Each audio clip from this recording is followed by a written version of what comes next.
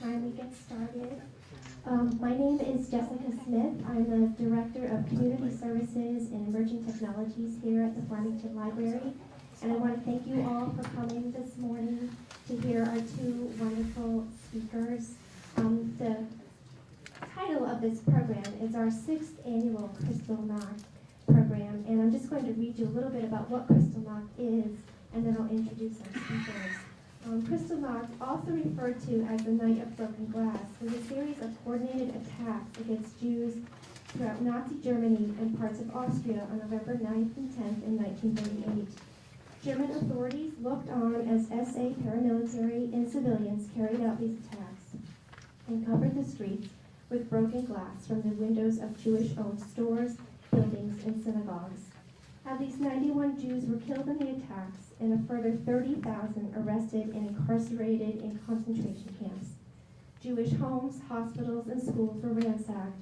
Over 1,000 synagogues were burned, and over 7,000 Jewish businesses were destroyed or damaged. This annual event at the Farmington Libraries commemorates the human spirit's ability to overcome such persecution. Today we have with us Henny Markovitz Simon, who was imprisoned and later liberated in Poland as a survivor of the Holocaust.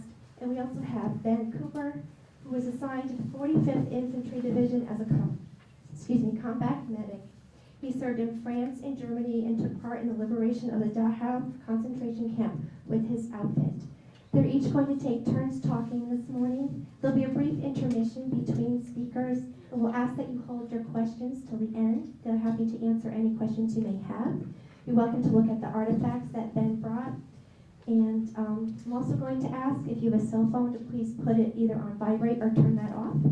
So for now, I'm going to turn it over to Henny. Please help me welcome both Henny Simon and Ben Cooper. To speak about my life during the Holocaust. But it's very important because there again, Holocaust deniers who say it never happened. I can assure you it did happen. I'm an eyewitness because I'm a survivor of the Holocaust. I was born in Hanover, Germany. We Jews had a very normal life in Germany. We were fully integrated into the society. Jews were in all walks of life. I started elementary school in 1931 and had quite a few non-Jewish friends. In 1933, Hitler came to power. And within a year, my non-Jewish friends would neither play nor talk with me anymore. Some kids would even call me, "You dirty Jew girl," and other nasty names. I became an outsider. In 1935, the Nuremberg laws were enacted. Because of these laws, Jews were not allowed to teach in public schools anymore, and all Jewish teachers and professors were fired. That year, I applied to various high schools, but none accepted me because I was a Jew. In 1935, many Jews started to talk about leaving the country, but my father and many other Jewish war veterans said, "We are Germans. We fought for Germany. Sure, we are Jewish, but what can they do to us? We may not have such a nice apartment anymore. We may not have so much food to eat. And we may have to work harder."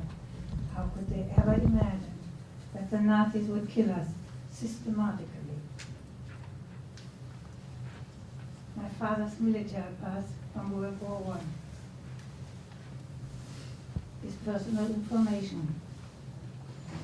And these are all the battles my father fought in. Here on the left it reads EK2, which means Iron Cross Second Class. It's a Medal of Honor.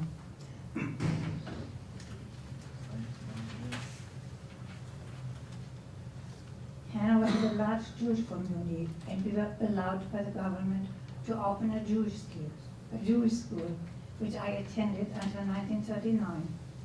Here we felt very sheltered from the outside world. And this is a class picture. And this was our director. And it was the last picture with him because he left for the United States.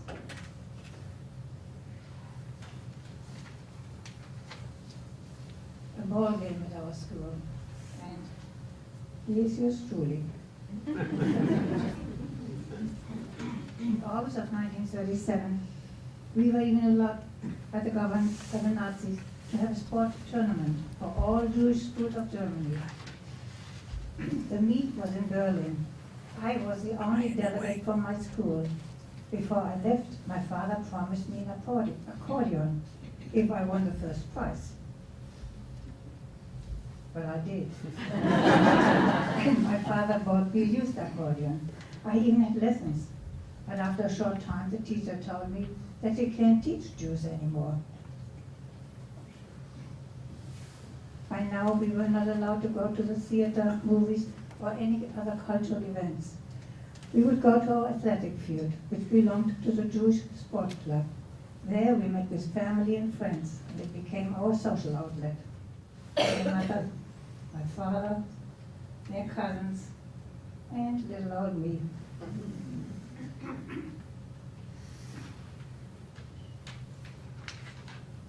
This is another Jewish property. It's a sport club and it's owned by the sports club a few miles out of the city.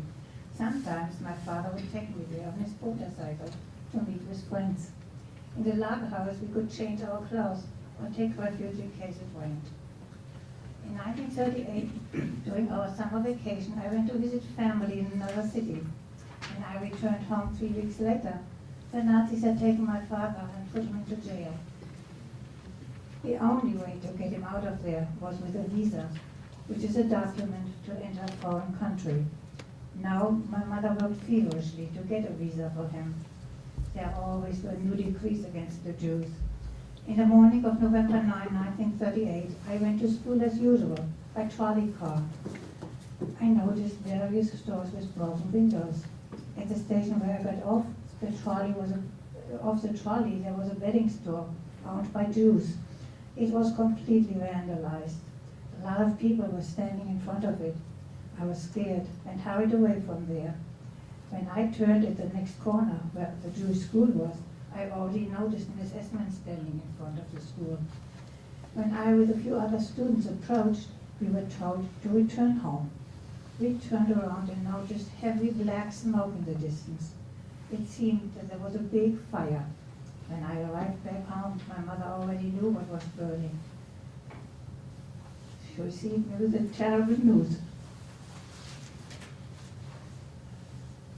Henny, our synagogue is burning.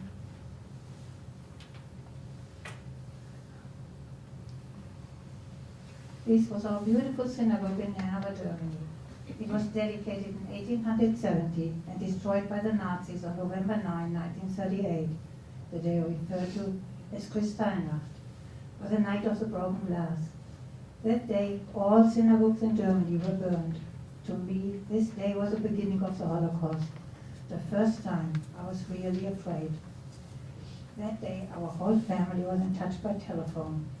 We all were terrified, for we had heard that the Nazis break into Jewish homes, vandalize them, and take the man away.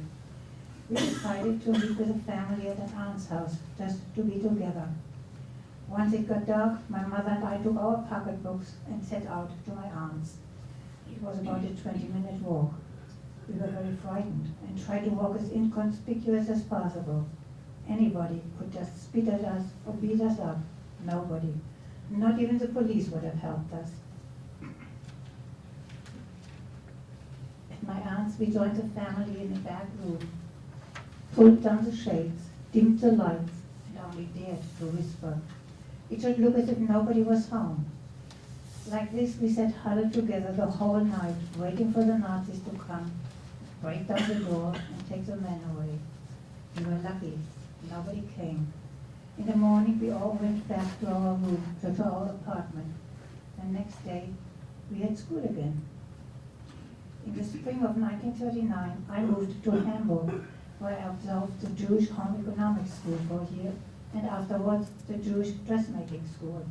Here too I was sheltered from the outside world. During my absence from Hanover, my mother was thrown out of our apartment. She found another one, which was not very nice.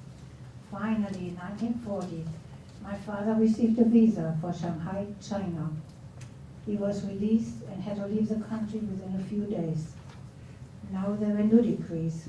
Every Jew had to wear the Star of David on his outerwear, So we were instantly recognizable. And as you see, I'm wearing a replica of the Star of David. But here, also, every male had to add the name Israel to his name, and every female, Sarah. This is the last picture with my parents, taken just before my father left Germany for China. It was April 1940. We were supposed to follow him, but were not allowed to leave. And here's my father's passport. Notice the big J for Jew, and the swastika, and here you have his name, lovely Israel Rosenbaum. Again, notice the name, Israel. The passport expired on March 31st, 1941. On the right page it says $3.25, or 8 mark and 30 Reichsmark. That was the amount of money my father was allowed to take out of the country. Just imagine, to go to a strange country, doesn't know the language, with $3.25 in his pocket.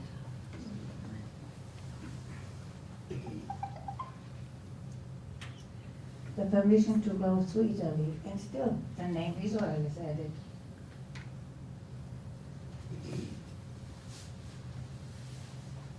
Once he entered China, the name Israel is eliminated.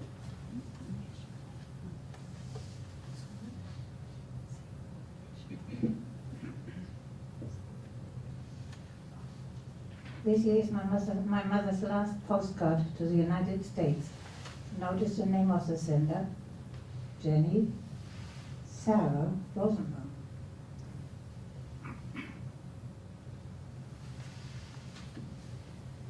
The translation of the postcard. You really had to read between the lines. She wrote that she had lost a lot of weight, but has a good appetite. Well, there was not enough food. Jews were allowed to shop only from 5 p.m. to 7 p.m. in designated stores and received less food stamps than non-Jews. In June of 1941, I returned to Hanover. My mother had secured a job for me with a dressmaker. We were 3 Jewish employees and 5 or 6 Christians. We Jews were not allowed to work in the same room or even speak with the non-Jews.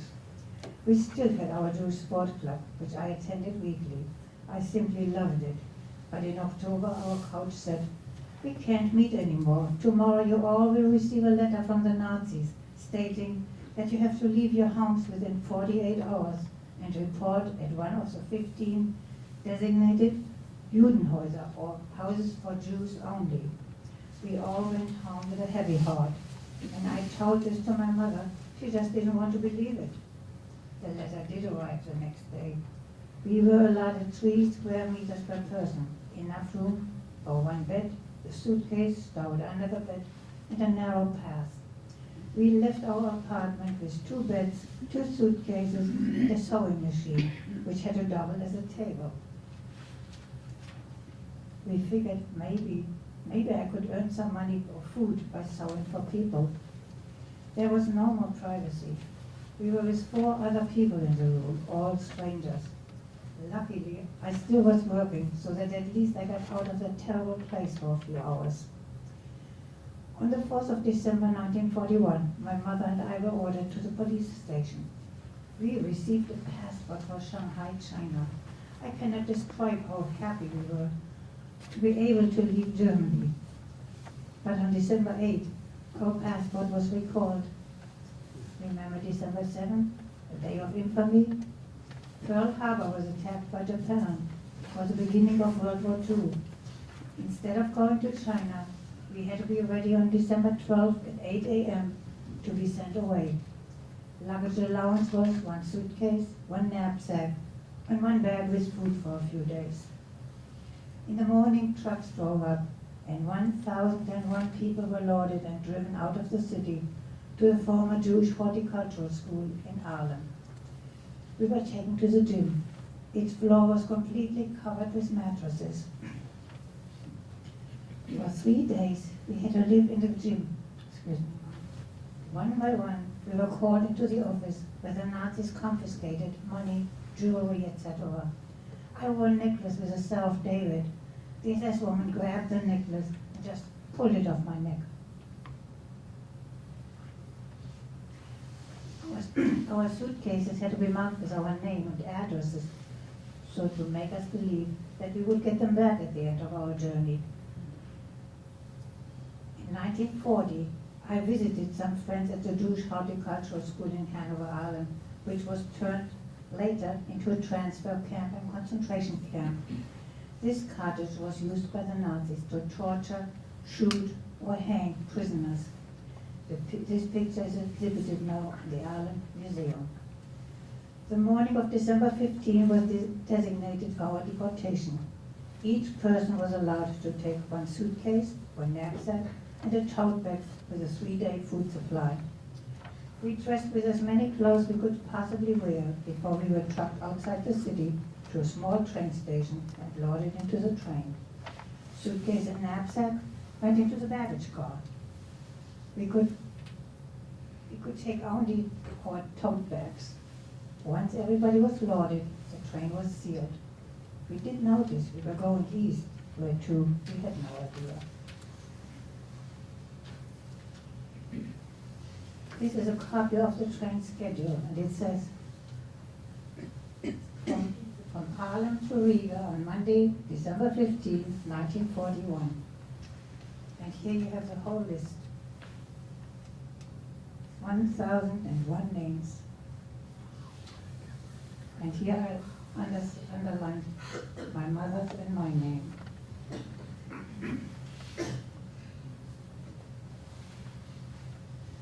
On this European map, you see Hanover here at the bottom.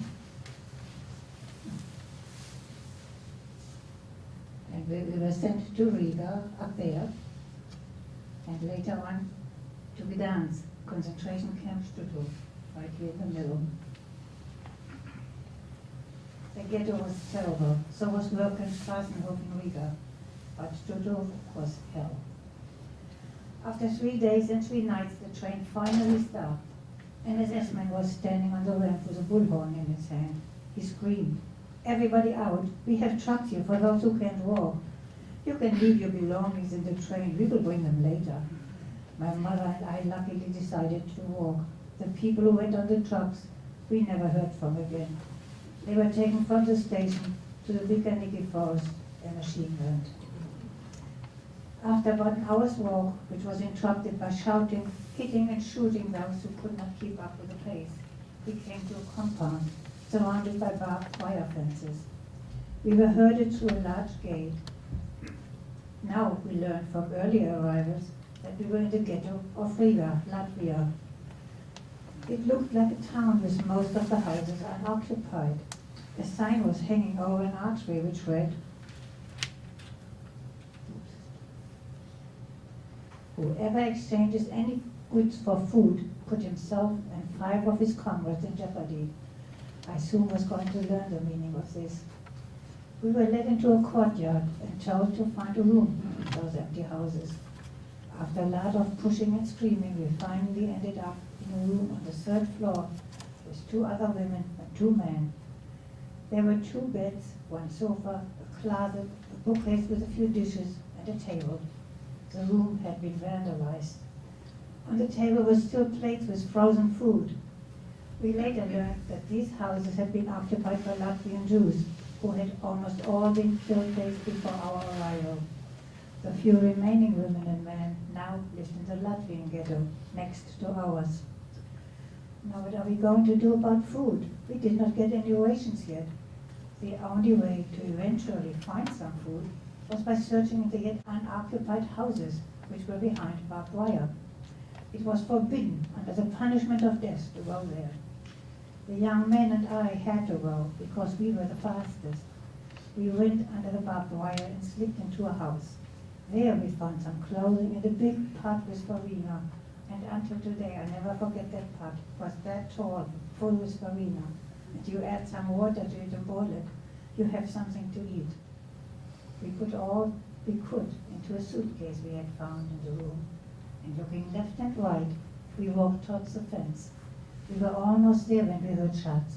We ran, holding onto the suitcase, and luckily we were not hit. Others were not that lucky. A few days after our arrival, there was an appel. An appel is a roll call for men only. Supposedly, they needed men for working at another camp called Salas Pills. Both men from our room were sent. One died from starvation and disease. The other one was hanged. He had been caught exchanging some items for food with Latvian people over the fence. After about a week, we finally received a food ration. People who went to work got 200 grams of bread. Those who didn't received 100 grams. Do you know how much 100 grams is? It's a slice of bread, that thick, that big. That was the daily food ration. Our constant companions were hunger, cold, and fear. My job was to carry planks from one side of the river Dugava to the other side and stack them. The river was frozen solidly. Once we had stacked all the planks, we had to bring them back and stack them on the other side again. If it only had not been so bitter cold, it would have been bearable. But we did not have the appropriate clothing. My next job was cleaning the still empty houses in the ghetto. We had to sort everything from clothes to kitchen utensils. SS guard was constantly walking from room to room, watching us. As soon as the guard was out of sight for a moment, we would take some warm clothes. If you were caught, it meant death, not only for the person who took something, but 5 of his or her co-workers. They were taken to the cemetery and shot. One girl was caught with a piece of soap. Just imagine, a piece of soap. She and 5 hostages were taken to the cemetery and killed. We faced death daily. It did not scare us anymore. We simply tried to survive a day at a time. By now, we did receive a weekly food ration, which was barely enough for 3 days. We always were hungry. The winter of 1941-42 was extremely cold with a lot of snow. One week, I was sent to shovel snow from the railroad tracks. It was 40 degrees below zero. At one instant, my girlfriend picked up a handful of snow and rubbed my cheek. "Ursula, what are you doing?" I had not realized that my cheek was frozen. At this job, I developed second-degree frostbite in my big toe. It became infected and the nail fell off. I could not go to work, wasn't even able to wear a shoe, and was in constant pain. In February, the following rumor went through the ghetto. A new camp has been built in Dünamünde, a harbor town at the mouth of the river Düna, Dugava. Here, a few thousand people were needed to repair fishing nets or work in the fish canneries. It was supposedly easy work and very appropriate for older people or those who could not walk very well. At the end of the month, all inmates of the ghetto, including the old, the sick if they could walk, and the children, were to be at 8 a.m. sharp at the Tin Square. Those who were too sick to leave their room had to be listed and reported to the commandant. My mother could not leave the room anymore and had to be listed. It was a bitter cold morning with minus 22 degrees centigrade, which equals minus 18 Fahrenheit. Before I left our room, I fainted, but once I felt better, I had to leave for the square. We were counted again and again. Many people collapsed. After a wait of about 2 hours, Commandant Krause finally arrived. We all had to stand at attention. He got out of his limousine and went to the podium. Attention, everybody. Dead silence. Though almost numb from the bitter cold, nobody dared to move. You all have surely heard about Dünamünde by now. You're going to have modern and clean barracks. They're much better than here in the ghetto. You won't be so crowded either. Fishing nets have to be repaired and fish have to be canned. It's very suitable for older people who cannot do hard physical work anymore. I was sent along doctors and medication. The food you're going to receive from the ghetto. The camp is ready to receive you, so you don't have to take anything along. Just some food for the trip if you want to. He put away the paper and started walking along the lines, flanked by his officers. How old are you? What is your profession? Get over there to the left. And you, and that whole row. And that one, and those 2 rows, and on he went, using the most derogatory names for those poor souls. Now he came closer to where I was standing. I could wear only a sandal on my left foot because of my infected toe. Again I felt very weak and prayed to be able to stand up until Krause passed. Now he stood in front of me. "What's the matter with your foot?" he asked me. "It is better already, Herr Commandant. I'm working for the Air Force." This lie my girlfriend Ursula had drummed into me that morning. It saved my life. The Commandant continued his selection. He was hardly out of sight when I collapsed. I didn't know for how long I was unconscious, but when I revived, I was in a warm room. After I felt a little better, I walked back to our room where my mother was waiting anxiously. Those selected for Dünamünde were ordered to be at the Tin Square at 8 a.m. sharp the next morning. In the early morning, trucks had arrived at the Tin Square, and those destined for Dünamünde were loaded onto them. If the people would not move fast enough, the SS was held, SS style, which meant kicking, screaming, pushing, and beating. Finally, over 2,000 people were loaded, and the trucks pulled out. About 1 hour later, all the trucks had returned to the Tin Square, loaded with coats, dresses, underwear, and shoes. On the outer were a yellow star with the word Jude, or Jew. There were even doctors' bags, medical bags, smaller bags with bread and bottles with water. The owners of these items already were in Dünamünde. That's how the Nazis called this mass grave, Dünamünde. The winter finally passed and my toe had healed. Now that I was able to go to work again, I was assigned to work at the Air Force. We were about 30 women and men. Each morning, before leaving the ghetto, we were counted. A soldier picked us up at the gate and always wore a gun. We walked about half an hour to get to the main building of the Air Force. For a short while, I worked in the laundry. The soldiers would bring their dirty clothes, but were forbidden to talk to us. Some of them felt sorry for us, and occasionally we would find a piece of bread wrapped into their dirty laundry. My next job, within the same workforce, was keeping the furnaces for the central heating system burning. They ran on wood, which we had to saw first.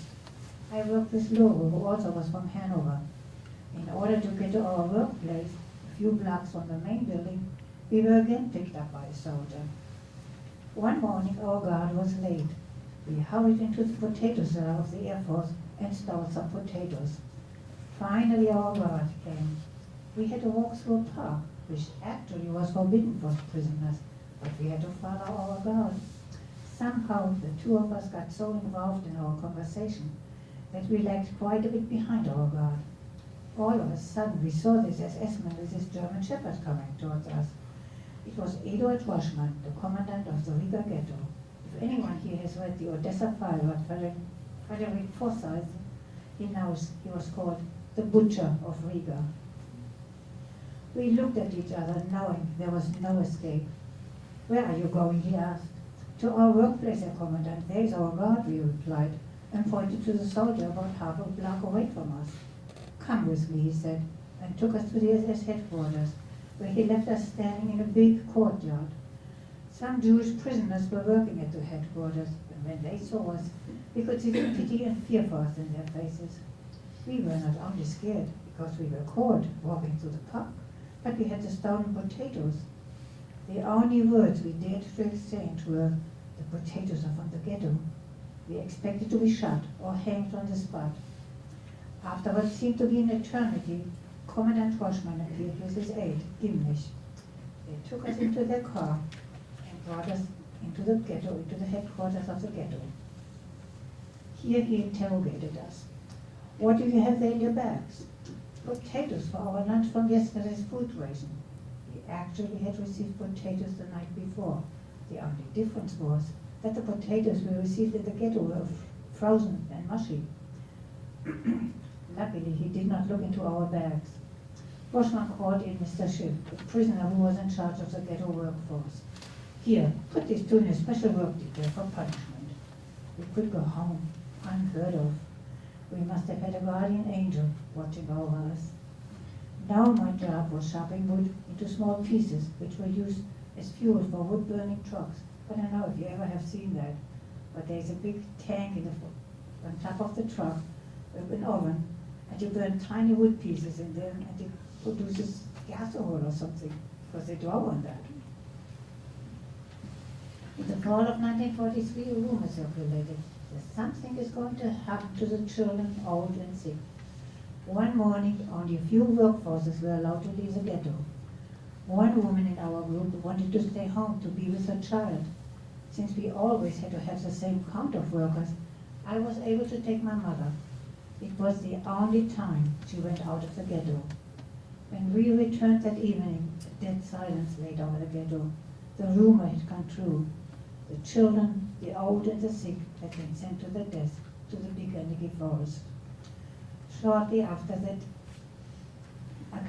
action means roll call, selection, and either sent to another camp or to be killed. We never knew. About a week or two later, the ghetto was disbanded. We all were herded together to be sent to various camps. Of course, we thought the Nazis would kill us all now, but my mother and I ended up in Strasbourg, a war camp on the outskirts of Riga. It was in a former factory, three stories high. Now we were about 500 people on each floor. We slept in bunks 3 stories high and about 6 feet deep, 5 or 6 people.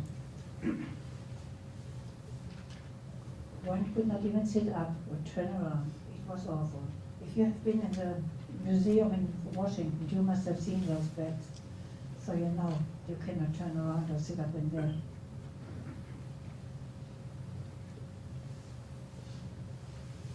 Here we had roll call every morning and evening. We were counted and recounted. After the roll call, everybody was in a hurry to get upstairs to receive a slice of bread and something so-called coffee. One morning after the appel, my mother was pushed and fell. She could not get up anymore, and some prisoners carried her upstairs. We went to the camp doctor, also a prisoner. He diagnosed she had a broken thigh. There was nothing he could do. The poor woman had to lie on those shelves and was in constant pain. I had to carry her to the bathroom. It was heartbreaking to see her suffer like that. After about a week, the doctor said he could arrange to have her taken to the main camp, concentration camp Kaiserwald. Supposedly, the camp had a hospital where she could recuperate. After pondering about his suggestion, we decided to accept it. That Friday, when the food supply truck came from Kaiserwald, my mother was put on a wooden stretcher and put into the back of the truck. Through the prisoners who worked on the truck, I received small notes from my mother. These prisoners put their life on the line because it was forbidden to ride, and the notes were as big as a postage stamp, and they were hiding it on their body. If they would have been caught, it would have meant death. After a few weeks, my mother wrote that they can already walk a little bit, and I started home. I would see her again soon. But then I heard that there was an action in Kaiserwald, and I knew that the people in the hospital would be the very first ones to be taken. I never saw my poor mother again. All the people had been taken to the big enemy forest and killed. A few weeks later, a rumor circulated in the camp that something is going to happen to people over 30. Sure enough, one morning at roll call, the commandant of this camp came with a long list. The people that were called, all over 30 years of age, had to step over to the other side of the yard. I overheard one girl asking the guard, "Can I go with my mother?" The guard answered, "If you want to, but you will be sorry." When the roll call was over, the rest of us could go back into the building. We hardly were inside when a few SS men came with dogs and guns, looking for some prisoners who had managed to escape into the building. They found one on our floor. The man ran from his hiding place and jumped out the window onto another building. The SS shot him in the back. Just think a moment. And this I mostly say in schools, how old are your parents? At this point, we all were orphans. After it had quieted down, I went to the restroom. All the large windows from the factory were stored there. Suddenly, I heard a voice, calling, Henny, Henny. It sounded like a voice out of a grave. I was scared. From behind the windows came Alice, who had managed to hide there. Henny, help me. I did not know what to do and told her to hide again until I returned. I wanted to discuss this with some other people. We all realized there is no way to help her because the Nazis would kill everybody on that floor if they found out. Alice went to the camp elder who took her away. We never saw her again. This has bothered me to this day. I was asked for help but could not do anything. For the first time, I did not feel guilty for letting my mother go to the main camp after she had broken her thigh, for she could not have escaped this fatal edict. I would not have survived either, because I would have gone with her. Evidently, I was supposed to survive and speak about this terrible time as an eyewitness. By August 1944, the Russian front was very close. We could see airplanes shooting at each other. One morning, we were gathered in a large hall and commanded to take off our clothes and put everything in a neat pile. Now we received a blue and gray striped prison garb, a coat, a dress, a pair of panties, a blanket, an enamel bowl, and a wooden spoon. These were our worldly possessions. Our hair was shorn to the scalp. We couldn't even recognize each other anymore. Now we had to line up full abreast and march out of the camp. When we passed the railroad wagon, we said to each other, gas wagons, now the Nazis are going to kill us. But we passed the wagons and arrived at the harbor and were loading onto a large ship into the very bottom. One could hardly breathe down there. We received neither water nor food. At the restroom always was a long line.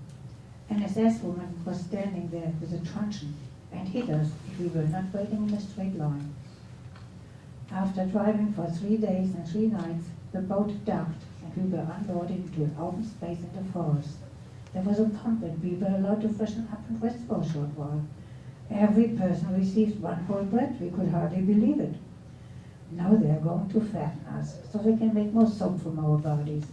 We already had heard that from the human fat the Nazis made soap and named it RIF, meaning Ruhe in Frieden, or rest in peace. Now we had to move on, and after a short walk, we arrived at an electric barbed wire fence with towers every few yards. Each tower had machine guns. We had arrived at concentration camp Stuttgart in Gdansk. This camp was hell, and I still can't bring myself to talk about it. After 3 weeks, about 500 women were selected, and I was one of them. We were given fresh prison uniform and trucked to a new camp. Here we had plywood tents, 50 people to a tent. We slept on the ground on a little bit of straw. Our job was to dig trenches. It was September by now, and the nights were cold. I was assigned to push moss on the roof of the guard, because moss is an insulator and would keep the cold out. Since I was pretty athletic, I went on top of the roof to spread the moss, which the other women had to dig and bring from the nearby woods. When the commandant of this camp came to inspect our work, he called me. I climbed down, scared stiff. Come with me, he ordered. I had no idea what I had done wrong, and all kinds of thoughts went through my mind. He stopped at the camp's field kitchen and ordered one woman who was peeling potatoes to get up. Can you peel potatoes, he asked me. Oh, yes, sir, Commandant, I answered. Here, and he handed me the knife. When I started peeling the potatoes, he called the kitchen supervisor, Mrs. Zollinger, also a prisoner, who I knew from Hanover. This girl stays here to peel potatoes. This was my lucky day. Now I had access to some extra food. When the guard was not looking, I would steal a potato and bake it in the fire of the field kitchen. And if the guard would come and check the field kitchen, Mrs. Zollinger would push it in the back, behind the wood. By January 45, the front line was so close that we could hear the rumbling of the cannons. On the morning of the 20th, everybody received a whole bread. We had to form a column, 4 abreast, and march out of the camp. About 156 prisoners remained behind. We later learned that they had all been killed. We were on the death march. Whoever could not keep up the pace was shot on the spot. During the night, we slept in barns along the way. On January 28, we arrived in Koronovo, Poland, where we ended up in a large prison. I was in a large prison cell with about 10 other women. My friend Margie, and her nickname is Putty, among them. The prisoners from the kitchen came and brought us bread and said, "You cannot continue anymore. The Russians are only 1 mile out of town." From our cell, we overlooked a hilltop. About 9:30 a.m., one girl screamed, "Come here, look, the Germans are running. The Russians are in hot pursuit." We heard gunshots, and we thought the Nazis were killing us in the last minute. But no, the doors flung open, and the non-Jewish prisoners shouted, "The Russians are here, the Germans are on the run, we are free." January 29, 1945 is a day I will never forget as long as I live. January 29 also was my girlfriend Putty's birthday. Liberation. What a birthday gift. After the war in August 1945, I got married to Abel Markovich, a survivor of Auschwitz. We went back to Hanover, still hoping to find some friends or maybe even my dear mother. But from our transport of 1001, only 50 had survived. And I just learned last December, 69 had survived. They came after I was there. We remained in Hanover until 1949, when we emigrated to the United States of America, where I was united with my father, who had come to the States in 1948 from Shanghai. In 1946, our son Jacob was born and named after his paternal grandfather. Our daughter Jenny, who was born in 1951, was named after my mother. In the Jewish religion, we name our children after deceased family in order to perpetuate their names. Now our children are married and have 2 children each. My father died in 1966 and my husband Abram in 1976. My grandchildren carry on their names.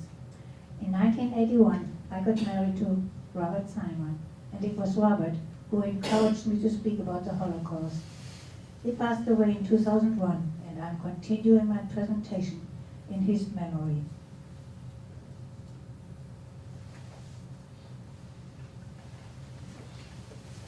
In November 2001, a memorial was dedicated in Riga, Latvia, in memory of the people who were murdered there. I did not dare to go to the dedication because after the terror act of 9/11, I was afraid to leave the country. By May 2002, I felt it was safe to go. I took my children and grandchildren to Riga and Hanover. We went to the former ghetto, where this sign was posted with a barbed wire fence surrounding the ghetto. And that was at the time of the ghetto, because there was no more barbed wire fence. People who try to climb over the fence or make contact with the inmates will be shot without warning.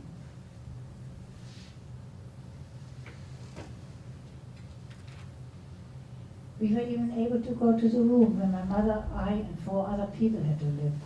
The room had 3 outside walls. It was bitter cold. And the roof. So you can imagine, when you have no wood, or you have a stove but not enough wood to heat, it was cold.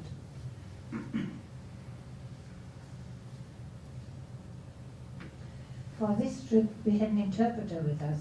With her help, we were able to see the room which the Russian woman now occupies. This lady was extremely nice to us. Once the interpreter told her my story. The room looked so livable now. It had furniture and a carpet. No more bugs crawling on the wall. I pointed out the extremely wide windowsill to my children. When I had the infected toe, I would sit on that windowsill, put on a chair, take a blanket, cover myself, and just sit in the sun to warm myself and my foot.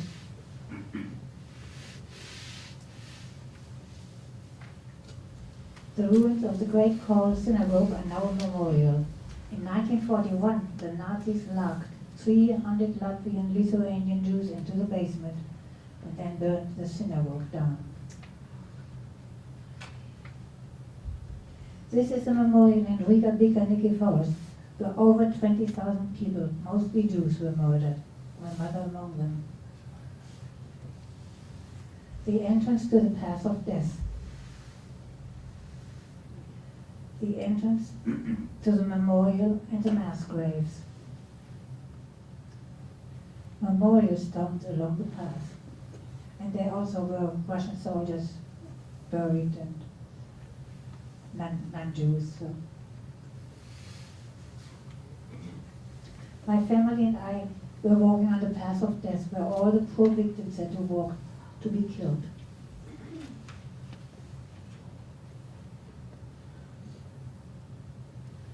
A mass grave. Mass graves, as far as the eye can see. We said a Kaddish there, a prayer for the dead. I think this was a partial closure for me. Now we have left Riga and gone to Hanover. This house in Hanover, Germany was completely burned out. My husband Eva Markovich bought the property and rebuilt the house. We lived there until 1949 when we immigrated to the United States. See the arrows? That was our apartment, this and this. And here my sister-in-law and brother-in-law lived.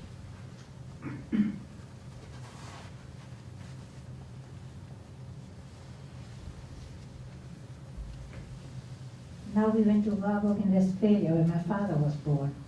At the cemetery I tried to find my grandfather's grave.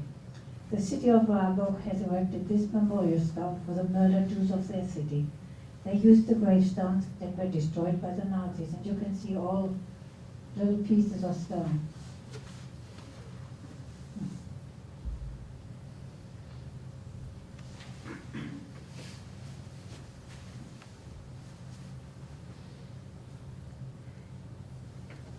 After the cemetery, we went to the museum, where a sketch of the former Warburg synagogue is exhibited. In 1912, my father, who was a painter, was supposed to renovate the synagogue. With the estimate for the job, he had to make a sketch of all the patterns for the room. This sketch is the only picture in existence of the former synagogue of Warburg.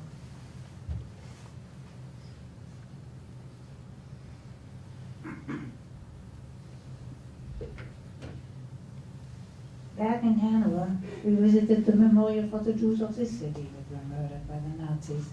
It stands in the center of the city, in front of the Opera House.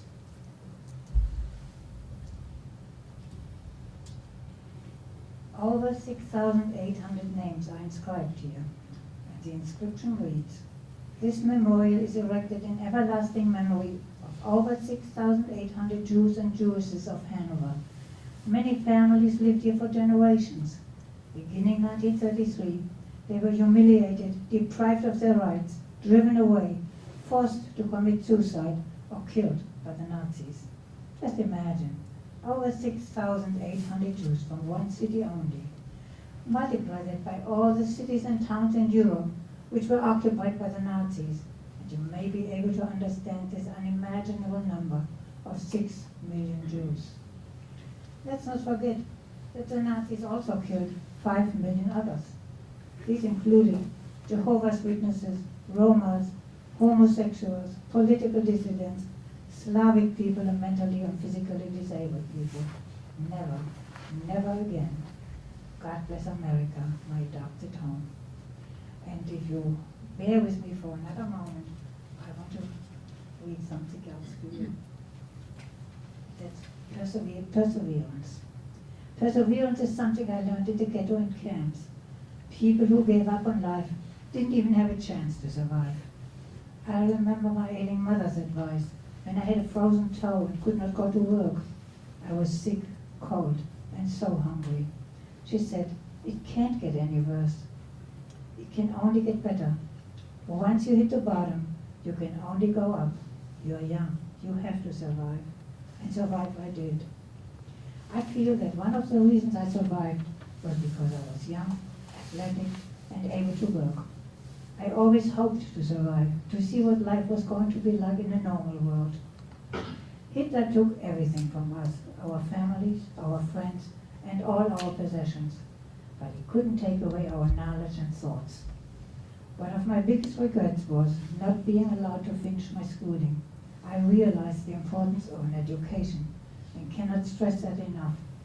My hope is that by hearing my story and the stories of other survivors, students will learn to never give up, and everybody else too, and work to develop perseverance in their own lives. Shalom to you all.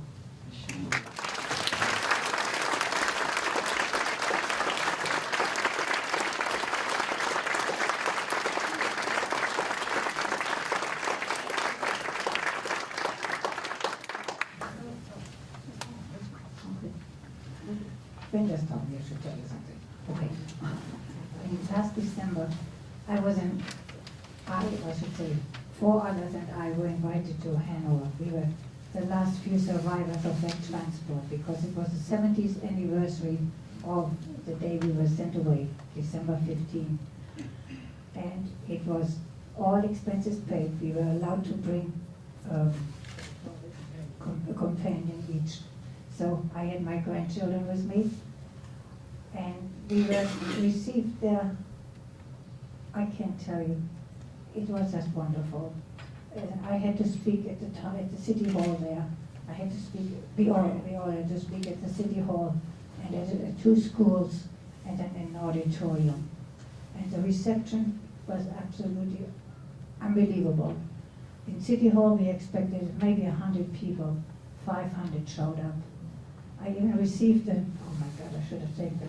Oh, I received a note from a young German there. Yes, I'm going to read you that note.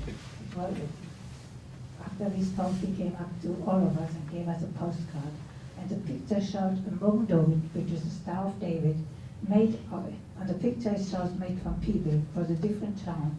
In Hanover, while I was there, they made it from candles. They put 1,001 candles into a Star of David in front of the city hall and read 1,001 names of the people who were deported. It was a beautiful, beautiful gesture.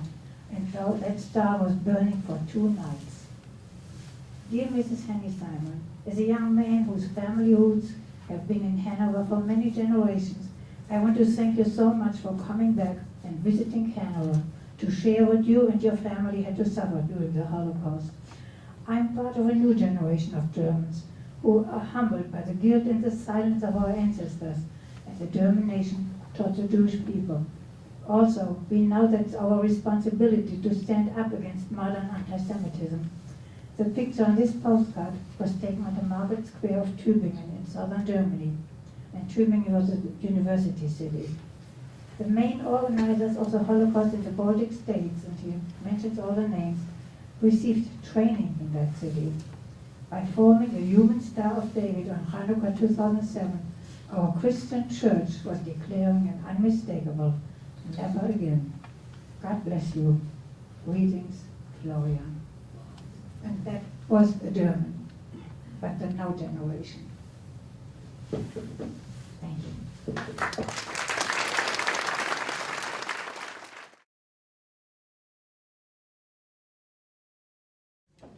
Now may I introduce to you Ben Cooper, who was a combat medic in World War II with the 45th Infantry Division in Italy, France, and Germany, and whose outfit liberated Dachau concentration camp in Germany. He was awarded the Bronze Star Medal for meritorious service against the enemy and the Combat Medical Badge. Without further ado, Ben Cooper.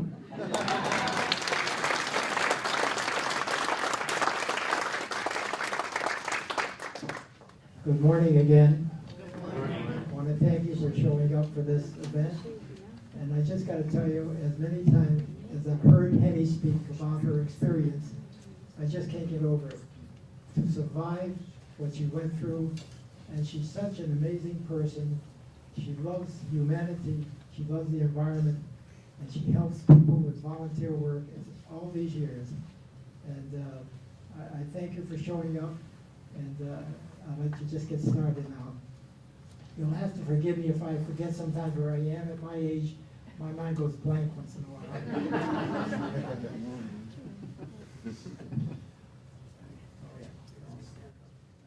Thank you for allowing me to share my experiences with you as a veteran of World War II. All the artifacts you see here are stored at the State Armory and not in my home. There was a Holocaust, and I was an eyewitness. For 45 years after I came home from the war in November of 1945, I was traumatized by the tragedies I witnessed as a combat medic with a frontline infantry platoon, and did not tell my wife, my parents, and children about my experiences. Since 1990, I've been speaking to high school and college students and civic groups. It's been an eye-opener for them and a healing process for me. I was born in Avon, and Connecticut, and God willing, on November 24th, I'll be 91.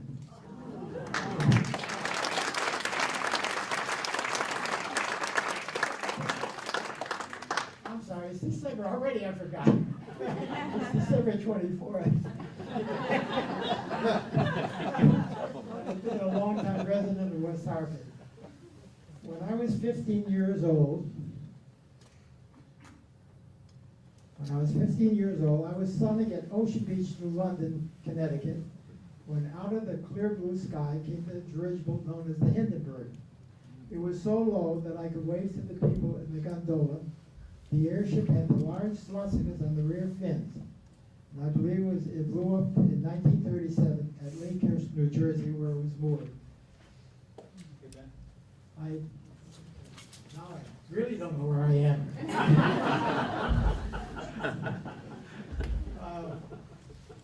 I attended George Washington University from 1940 to 1941.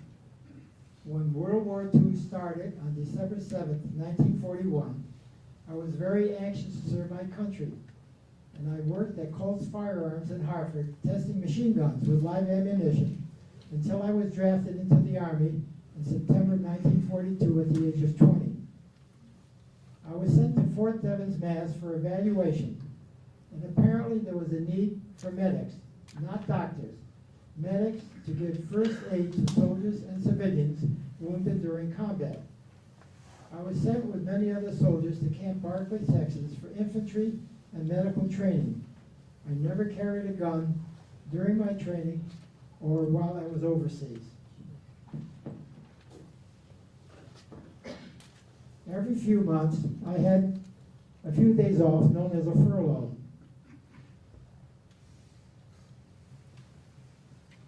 This picture in 1942 with my parents. I was getting ready to go back to Texas. And this was another time, 1942. I lived on New Park Avenue, right on the borderline of Hartford and West Hartford. In 1943, I had another furlough. I met an acquaintance while I was on furlough, and he said to me, "How would you like to meet a good-looking tomato?" And a good-looking girl. So I hopped in the car with him. I usually use the trolley car, but he had a car. I went to his house on Vine Street in Hartford, and I went in the house. I met his wife, and I went in the kitchen, and there I met the girl that literally knocked me off my feet. Her name was Dorothy Zalin. She was visiting here in Hartford, and I saw her for about a half hour. I went home and told my folks I just met the girl I'm going to marry. And they said, "Oh, you're nuts." No, I said, "Someday I'm going to marry her." Well, I went back. Well, I did. Where am I now? Oh, yeah, here I am. My father said to me, "Why don't you call her up for a date?" I found out where she was, and I called her up. She said, "Gee, I'm awful sorry, but I'm going on another date tonight." She said, "Maybe some other time." I said, "Oh, sure, some other time." Well, I went back to Texas. Now, while you're in the service, you can write all the letters you want as long as you wrote "free" in the upper right-hand corner, no postage. So we corresponded for quite a while, and during our correspondence, she invited me to come up to Saco, Maine, where she lived, to visit her. And so in June of 1945, 1944, I got orders to be shipped to Europe, to the European War. If I was going to the Pacific War, I'd have no time off. But the European War, they gave us a 6-day furlough. So I called her from Texas. It took about 6 to 7 hours to get a call from Texas to Maine, to give you a number and a time to come back. And I told her during our conversation, I said, let's get married. She said, okay. I didn't know what was happening after that, but I got on the train. I got off at Union Station in Hartford. My folks met me, and I said, what's happening? They said, what do you mean what's happening? You're getting married tomorrow. So we went to Saco, Maine. I got married on July the 14th, 1944, at Old Orchard Beach, Maine. I went back to Texas, and by this time they shipped us to another camp in Pennsylvania, Camp Reynolds. It was a hush-hush camp. You couldn't call out, you couldn't call in, and eventually they got us ready to go overseas. Oh, I could walk with this, that's great. They issued us a duffel bag. This is the actual duffel bag that was issued to me. Had your name, your serial number, and all our clothing and all our helmets and anything we needed. This was issued to go overseas. On September the 1st, 1944, I left Norfolk, Virginia with a group of soldiers on a Liberty ship. Yeah. Oh, this was our engagement party at my house. I brought her and her parents back to Hartford, and this is when we became engaged. I was a high-ranking officer. I was a PFC, as you can see. Let's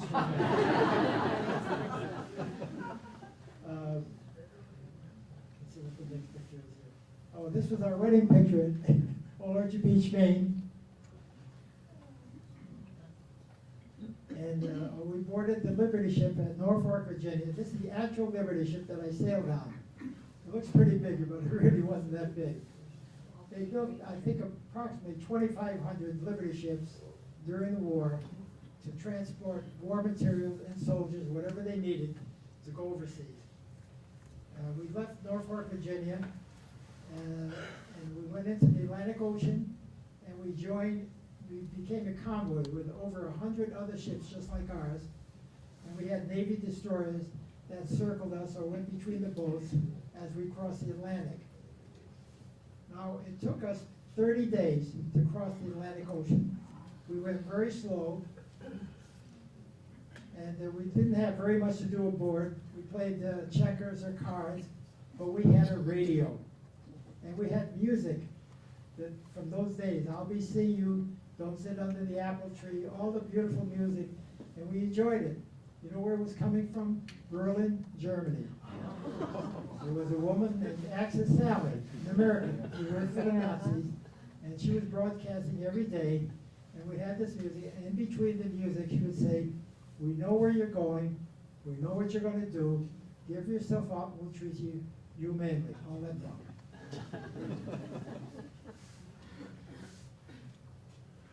In the Pacific, they had Tokyo Rose, who did the same thing for the soldiers in the Pacific area.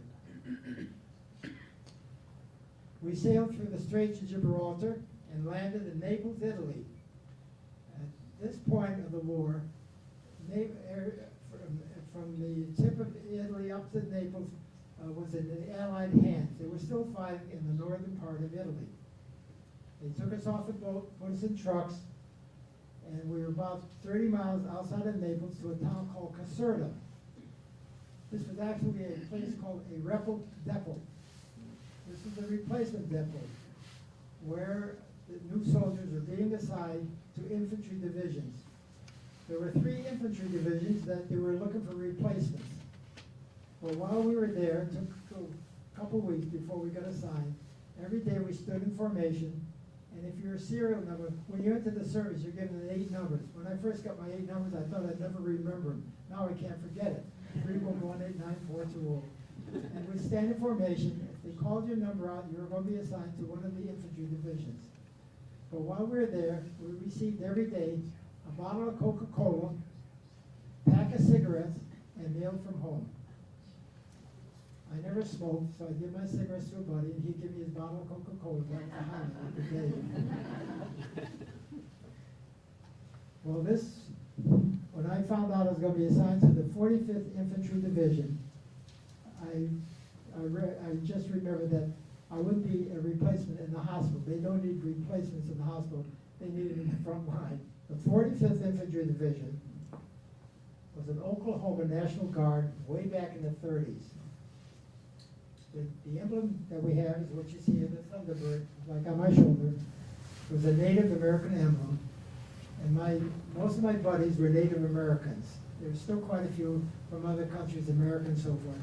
But when it was first formed, it was basically made up of Native Americans. In 1930, they had a different emblem. It was a swastika, because that's a Native American emblem. So when Hitler came into power, they had to change it. You couldn't go overseas with this emblem on your shoulder. Hitler made it the most evil emblem in the world. Evil is just putting it mildly.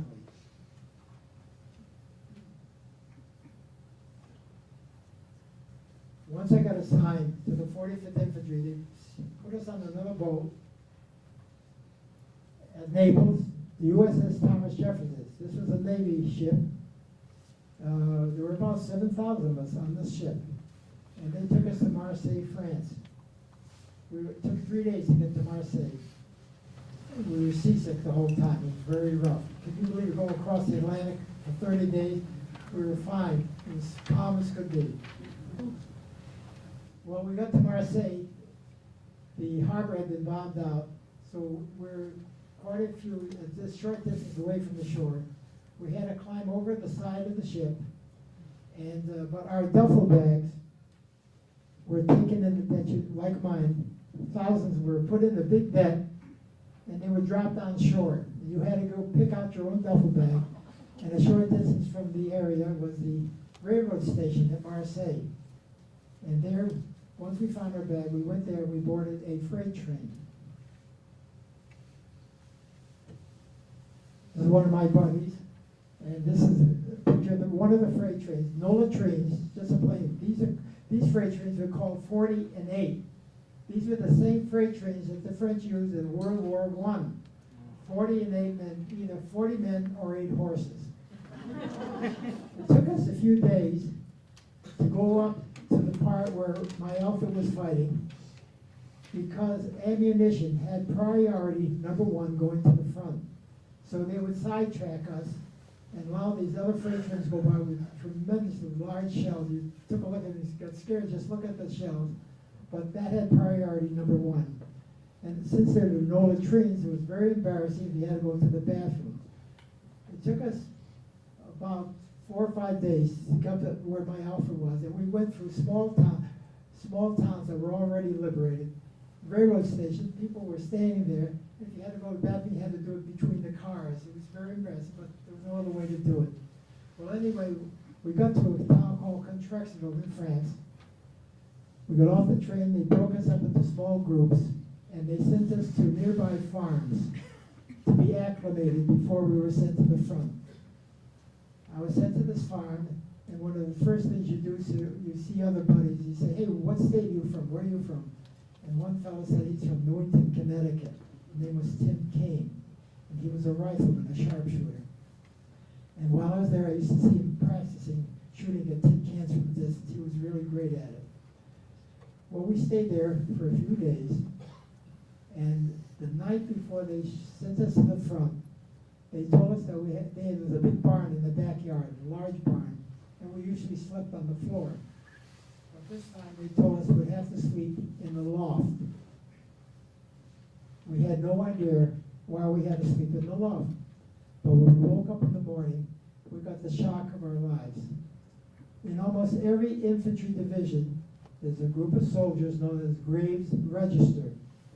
These are soldiers that go out into the field when the shooting is over, pick up the American soldiers that have just been killed, and bring them back to one particular spot. This happens to be the spot they brought them to. They were still in their uniform.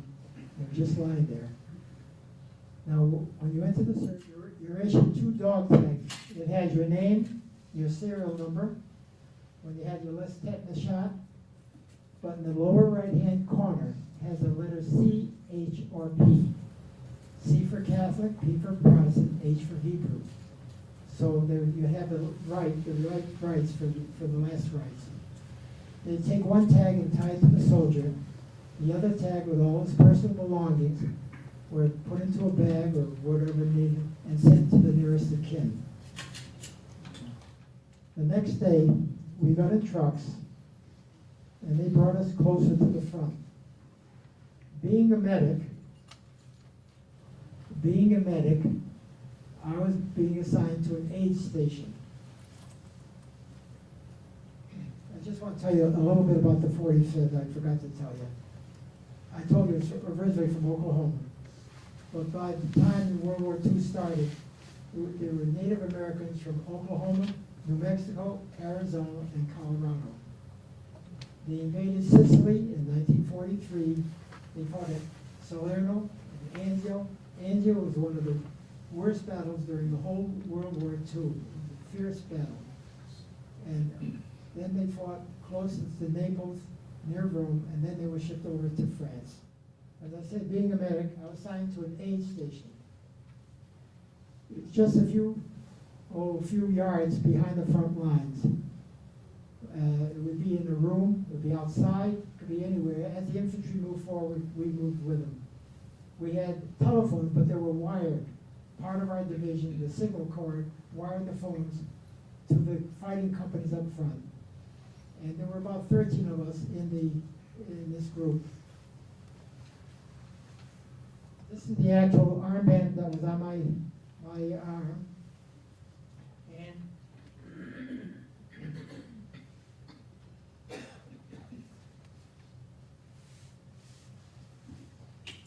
the American helmet from that time consisted of two parts, the middle part and the liner.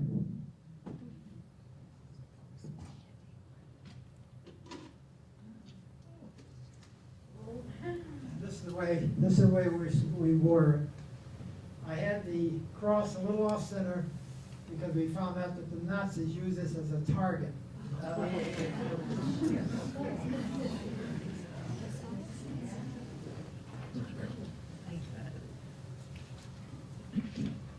Once the shooting started and the infantry started to advance, our telephones would ring off the wall. We need medics, A company, B company, C company. We had a Jeep with a cross, a banner with a cross on it, and we'd hop in the Jeep, and the driver was given instructions which company to go to. We'd get there, and there'd be someone saying, yes, he's lying over there, or he's over there, whatever it is. And I had a medical kit.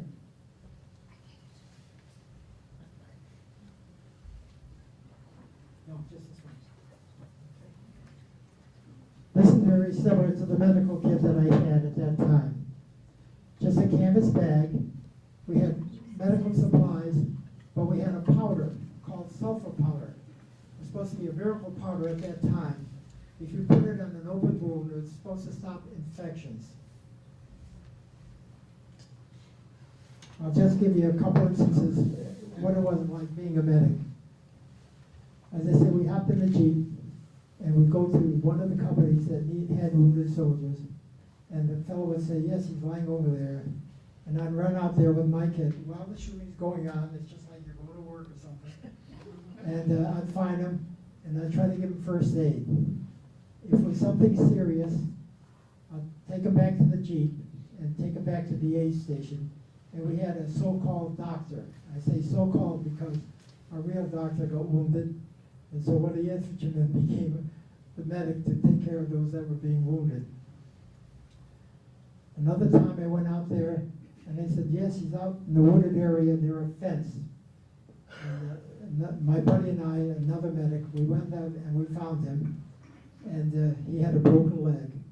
So we tried to carry him back to the station, or to the Jeep. And it was very quiet. He was out in the woods. And we thought we were heading in the right direction. We heard a voice saying, where the hell are you going? And we looked around, we didn't see anybody. But we finally saw one of our Sherman tanks camouflaged, and the soldier was sitting on the top. And He said, where are you going? I said, we're taking him back to the ace. He said, no, you're not. You're heading for the enemy territory. There's no sign saying this way to the ace. We had no thinking. We didn't have no GPS or anything. So that was one time. And another time I got called out to one of the companies, and I found he was a medic just like I was. He was lying there, and he looked okay. And I checked him over, and I found some blood behind his ear. And apparently a piece of artillery shell. When an artillery shell explodes, it bursts into a million pieces. Sometimes it'll be just a sliver, but if it hits you in the wrong spot, it can kill you. And when I checked him over, and he was one of my buddies, he had the armband on, he was on delivery ship with me, and it killed him. It really traumatized me for a short time. And within a short, I think it was a couple of weeks after that, I was out of the air station, and I was sent to one of the frontline companies, Charlie Company. It's called C Company, for Charlie. And I had a platoon, I was their medic, for about maybe 30, 35 soldiers. And I stayed with them from that time till the end of the war.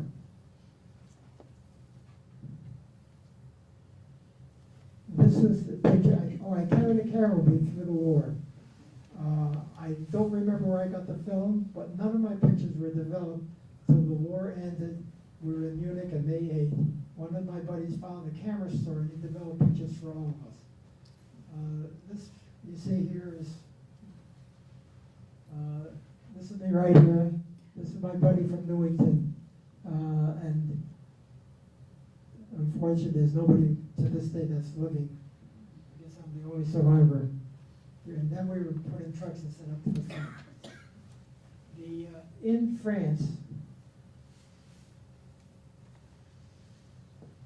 France, we liberated towns. The people were very happy to see us. Farm towns, small towns. And as you can see here, there was someone giving us some fruit. This woman brought fruit to us. This is me right here with my medical kit. These are my buddies here. In Germany, we captured towns. Big difference. Very rarely did the German people come out and talk to us. But we knew they surrendered. First the shooting stopped, and then they hung out their white bed sheets from the buildings to show they surrendered. While we were fighting in France and Germany, every day we saw hundreds of B-17 bombers flying overhead. You could barely make out you could see the vapor, the trail vapors. I made a model of it. They were such an inspiration. And if every day, as I say, except when it was really cloudy or rainy, and of course we didn't see them. But it was a clear day, you'd see hundreds of these flying over into Germany. When we got into Germany, it was a different story. The Germans had jet fighters, and their other fighter planes go against these, and these planes were like ducks shooting. They were like shooting ducks. We see a lot of these planes coming down in flames, and sometimes we see the airmen coming down their parachutes. There wasn't a thing we could do, but it was a horrible sight. But it's something I'll never forget.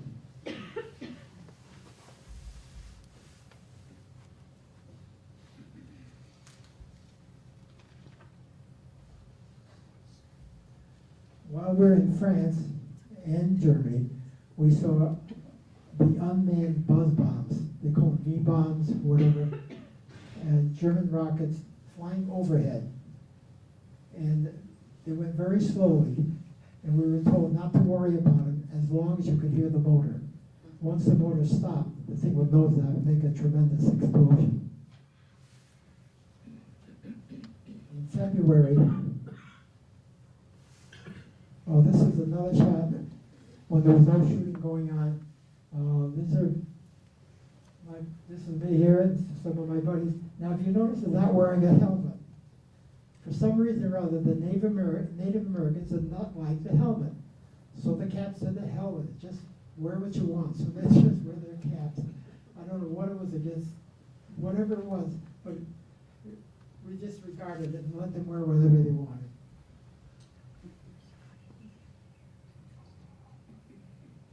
In February of 1945, we were fighting in near Germany, and they took us off the front lines for a short rest. They took us back to France. They put us in trucks, and we stopped in a small town in Alsace-Lorraine, a town called Luneville. France at this time was completely liberated. And as you probably know, every country that Nazis took over, the Jewish people had to wear the yellow Star of David. Well, I got off the truck and I walked around and I found a synagogue that was still standing, as you can see in the picture here. A Frenchman came up to me. I took French at high school at Hall High for a year, and he started speaking to me, and I said to him, "Parlez lentement, s'il vous plaît," but he rambled on very fast. And he had 3 little girls. I just thought those were his 3 daughters. The ages were 6, 8, and 10. And I asked him to take a picture of me with the 3 girls, which he did. And it's right next to the synagogue. Before he left, he gave me something that I treasure to this day. When Hitler took over every country, just like what Henny was saying, the Jewish people had to wear the yellow Star of David. And he gave me his yellow Star of David that I have here. Because he took it off and he gave it to me. He wanted me to have it as a souvenir. When my buddies found out that I was Jewish, they told me not to carry my dog tags on my neck, which you usually do. They said, keep everything in your pocket. So I kept that, my dog tag, and whatever other item that would identify me in my pocket. And the reason for that was because if the Nazis captured you, and if there was an SS among the soldiers there, they would torture you if they found out you were Jewish. So as I say, I kept everything in my pocket. When I came home from the service, I tried to get in touch with the 3 girls, but I didn't have any success. But a few years ago, I was speaking at Simsbury High School, and the teacher sent this picture to France, to the town of Louisville. To make a long story short, I now speak, I call her almost every month. Whoops, where are we? Let's go right here. Her name is Arlette. I tried to call her this morning, but there was no answer. Just to see how she's doing in her family. When I spoke to her last, she told me she'd like to come to the, she said, do you live near Virginia? I said, no. She said, do you live near New York? I said, not too far. Why? She said, I'd like to come visit you. So she's planning, God willing, next year, she's planning to come visit me. And with her grandchildren. Grandchild, I should say. She told me what happened when the Nazis took over France.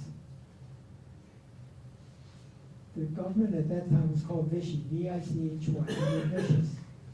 They gave the names to the Nazis of every Jewish person in every town.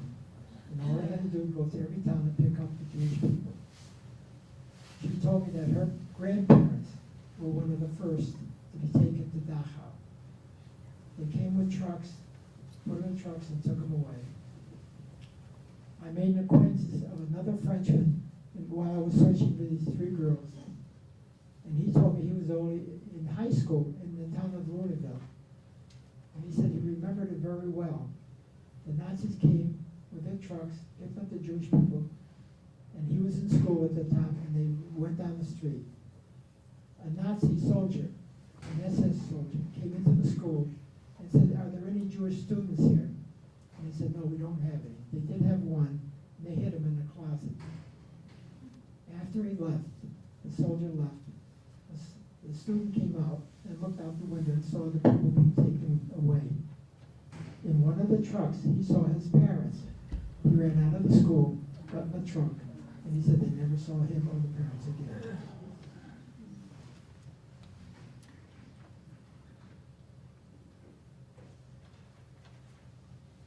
In some infantry outfits, the medics were called medics. But in my outfit, for some reason or other, they went to where they called me Doc, even though I wasn't a doctor, just Doc. In 1945, January, we captured a town called Wingham in the Alsace-Lorraine area.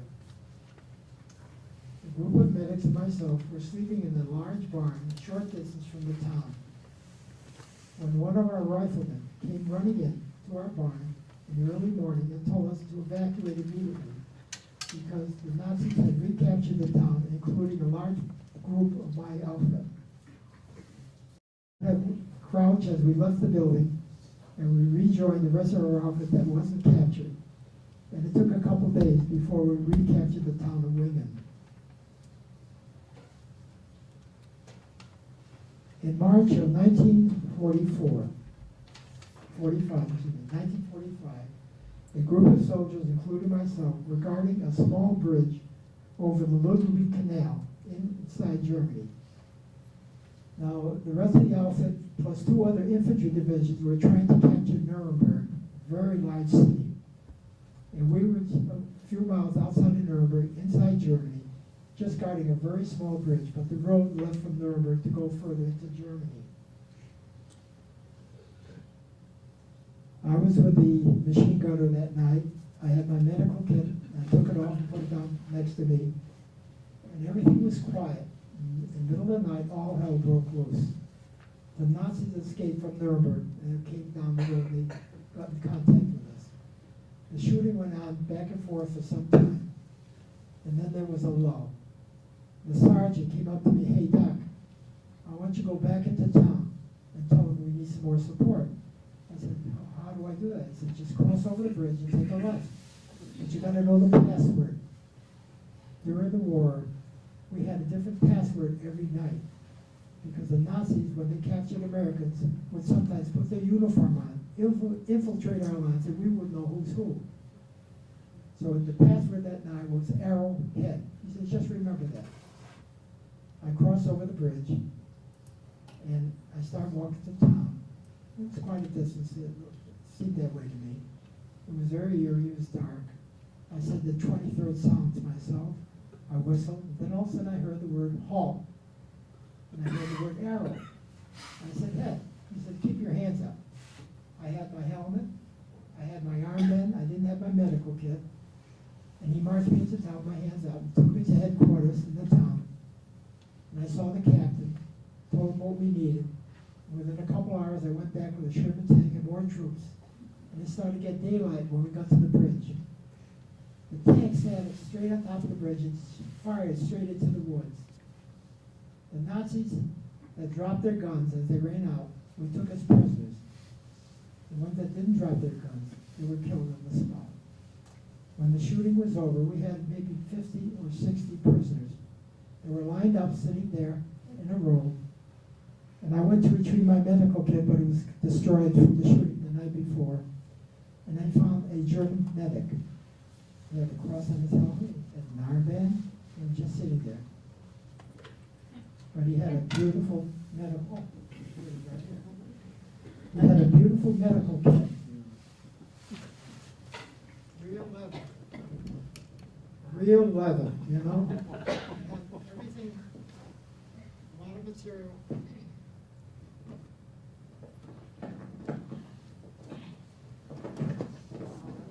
A lot of material inside, but everything is written in German. And I looked at him, and he had clips on his arm where he clipped it to the side of his belt. And I looked at him, and you know, Jewish and German in speaking is very similar. Writing is completely different.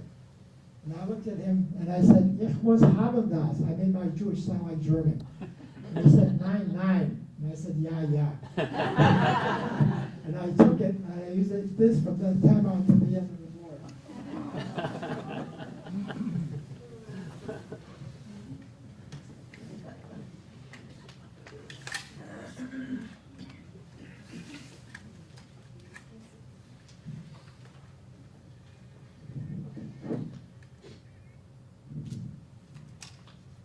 In April, he has to change the tape.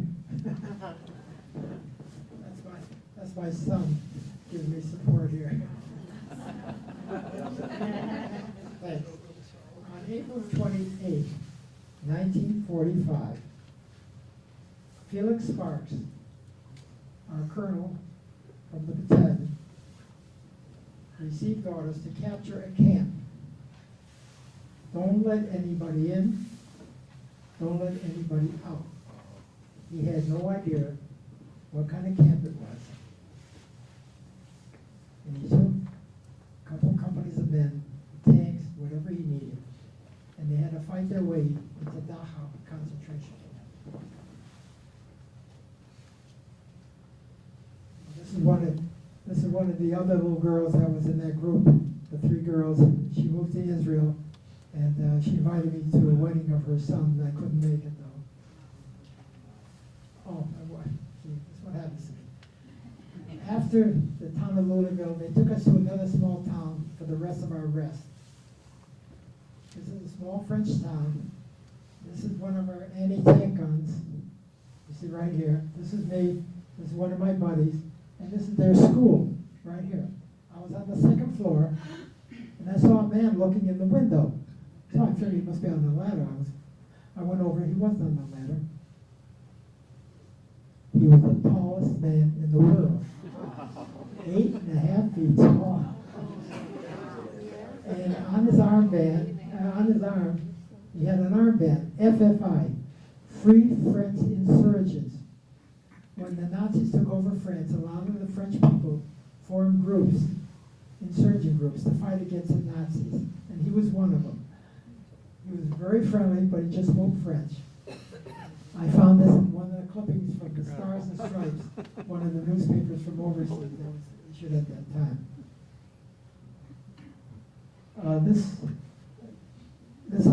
Before I get to Don Hook, this is another scene. This is a combat scene. As you can see, my buddies were setting up a tank, and one of our anti-tank guns. This is me here. And off in the hills on the other side, they had spotted some German tanks. So they were setting up one of the tanks to fire against. This is called V-mail. During the war, we had something known as V-mail. We were in Germany. We captured a small town. And we came across a house that had barbed wire around the perimeter. We went through the barbed wire, knocked at the door, and there was a man and a woman. One was Jewish, one wasn't. One was a doctor, and one was a lawyer. And we asked them what happened, what was with the barbed wire. Apparently they were needed. They're a very small town in Germany. And they allowed them to stay there, but they very rarely could leave the house. But they were so happy to see us. The husband took me down the cellar with my buddies, and he had some cognac that he had saved for liberation. And we each had a shot of cognac. But he told me that he had relatives in Pennsylvania. He could not write. I could. So I wrote a letter to them, and I told them we found their relatives and they're okay. And this was an answer I got from Pennsylvania. It was addressed to me, and that was their home address. And they thanked me for finding. They often wonder what happened to their relatives. And they were just assured that they were still living.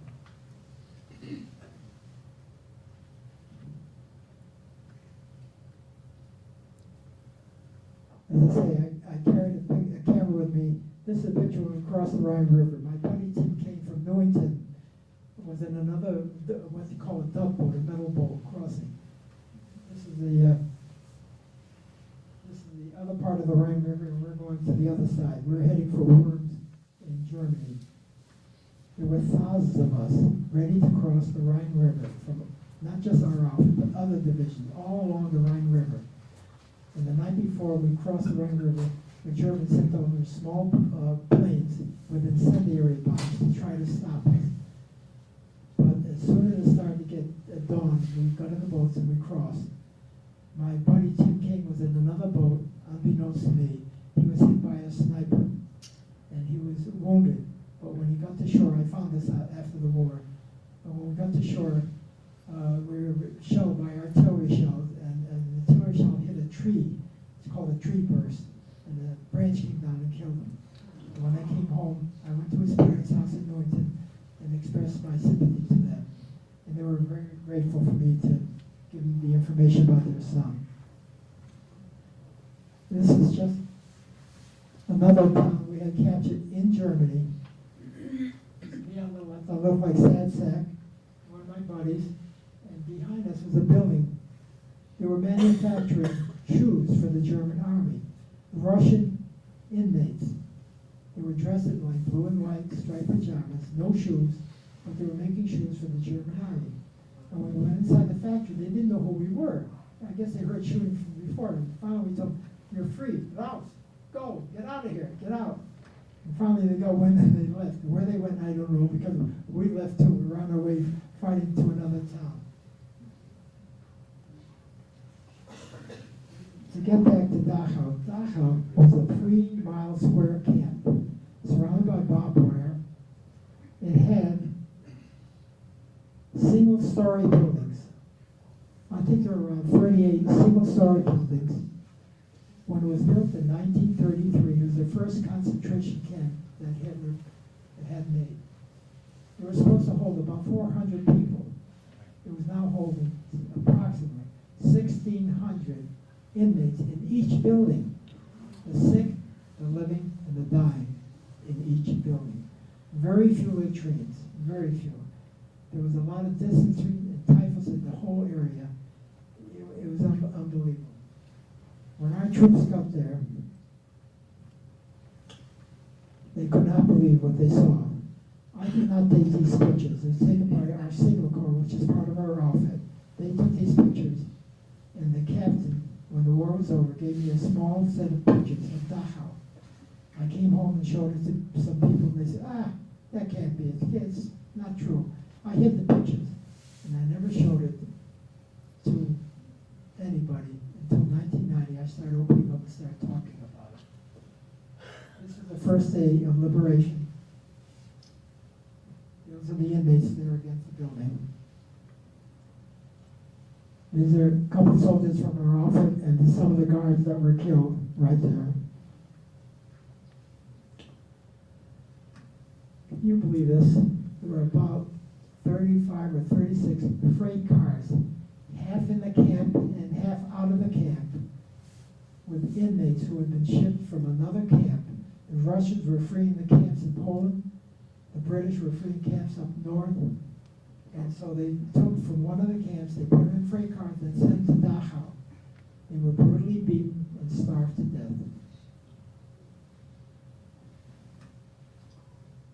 The signal corps in our outfit took these pictures. Men and women just lying there. Unbelievable.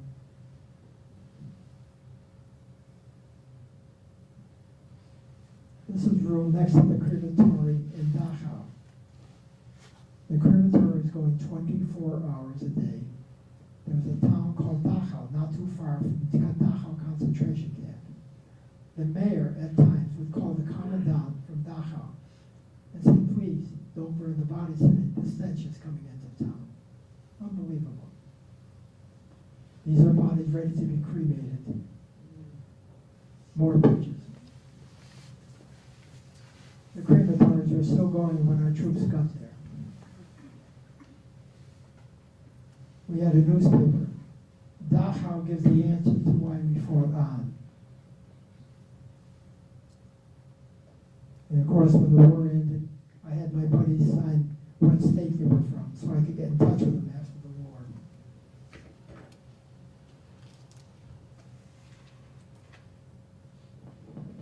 As you probably know, in Germany and in Poland, there were two distinct types of camps: concentration camps and extermination camps.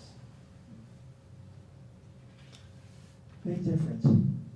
The concentration camps they used for slave labor. If they died on the job, they couldn't care because they had thousands more to take their place.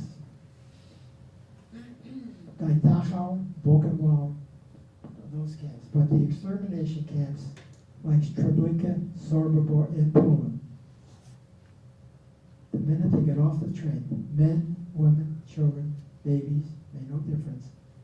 They were immediately sent to the gas chamber. In Poland, they were killing 9,000 to 10,000 men, women, and children, babies, every day. Unbelievable. In fact, I believe they tried to blow up the camps when the war ended, so there'd be no evidence of what they did. The reason this extermination camps were in Poland because they didn't want the German people to know what they were doing. there the second day of liberation. But we had a quote in our history book about our division. And it went something like this.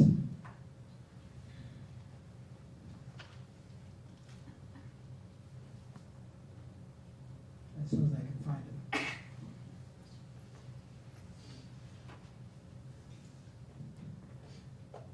There are no words for Dachau, and even the pictures of its horrors are pale besides its reality. Veterans of 6 campaigns, to whom death was commonplace, were sickened and vomited at Dachau. Not the sight and the smell of death did this, but the decaying evidence of human cruelty that was beyond the understanding of the normal mind. Dachau was rot and stench and filth.